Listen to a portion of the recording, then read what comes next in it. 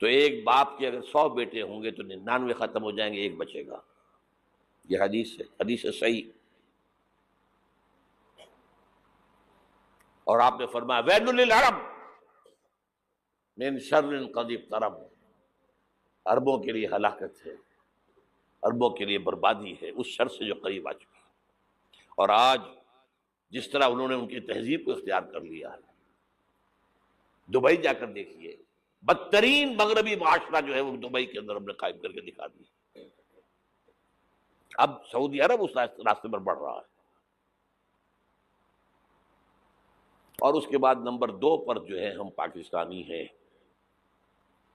لیکن میں اس کے وہ پہلی بات جو کہہ رہا ہوں وہ تو یقینی ہے، اس میں تو احادیث صحیحہ موجود ہے. اگرچہ اس کے بعد پانسا پلٹے گا، پھر حضرت مہدی کا ظہور ہوگا، حضرت عیسیٰ کا نزول ہوگا، اور وہ گریٹر اسرائیل گریٹر گریو یارڈ بنے گا یہودیوں کا. ایک ایک یہودی قتل ہوگا اور دفن ہوگا. یہ بات میں ہونا ہے، میں پہلی بات برس کر رہا ہوں. وہ پانسا پلٹے گا جب پلٹے گا. ابھی جو سامنے ہے وہ کیا ہے؟ جس میں ملحمۃ العظمیٰ کہا حضور نے، جسے آرمگیڈون کہتے ہیں عیسائی.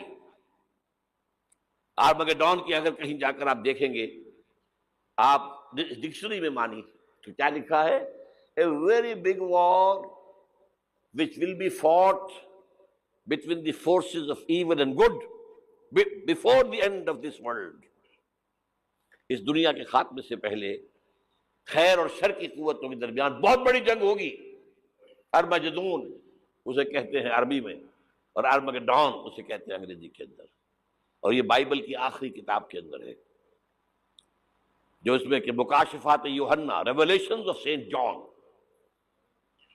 یہ تو میں کہہ رہا ہوں یقین کے ساتھ، اور زیادہ دور نہیں ہے، آیا چاہتا ہوں. اس لیے کہ یہودیوں کا اور عیسائی جو کنزرویٹوز ہیں، نیو کنزرویٹوز، ان کا 5 نکاتی ایجنڈا ہے متفق علیہ، جس کے تحت کہ یہ جنگ صلیبی شروع کی گئی ہے. وہ سن لیجئے آپ. آرمگیڈون نمبر 1، گریٹر اسرائیل قائم ہو جانا اس کے نتیجے میں نمبر 2، مسجد اقصیٰ اور قبۃ الصغریٰ کو گرانا نمبر 3، وہاں 3rd ٹیمپل، وہ مسجد جو حضرت سلیمان نے بنائی تھی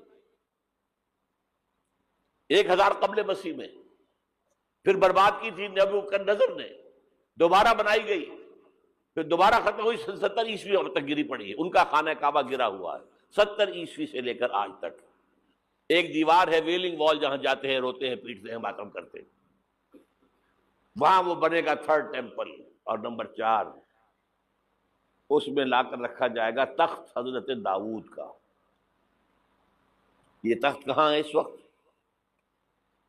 یہ لندن شریف کے اندر جو ان کی پارلیمنٹ کا جو چرچ ہے، ویسٹ منسٹر ایبے، اس میں رکھا ہوا ہے.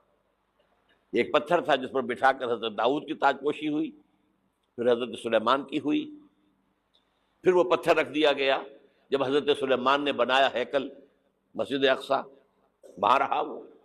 ہر بادشاہ جو تھا یہودی اسی کے اوپر بٹھا کر اس کی تاج پوشی ہوتی تھی. سن 70 میں ٹائٹس نے گرایا اسے ہیکل کو، وہ پتھر لے گیا، وہاں سے روم گیا، روم سے آئرلینڈ گیا، آئرلینڈ سے اسکاٹ لینڈ آیا، اسکاٹ لینڈ سے انگلینڈ آیا، اور اب وہ رکھا ہوا ہے 14ویں صدی عیسوی سے آج تک. وہ ویسٹ منسٹر ایبے میں رکھا ہوا، ایک کرسی کی سیٹ میں اسے بنا دیا گیا ہے تخت کی شکل میں. اب انگریزوں میں کوئی ملکہ ہو، کوئی بادشاہ ہو جس کی بھی تاج پوشی ہونی اس میں ہوتی.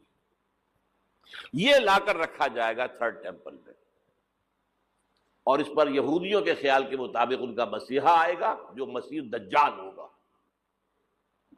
عیسائیوں کے خیال کے مطابق حضرت عیسیٰ آئیں گے، وہ ہمارا بھی خیال ہے حضرت عیسیٰ آئیں گے علیہ السلام. بہرحال یہ تو بات کی باتیں ہیں نا. اس وقت جو میں عرض کر رہا ہوں، عربوں پر بہت بڑا عذاب، اور پاکستان کا معاملہ البتہ یہ ہے، میں یقین سے نہیں کہہ سکتا.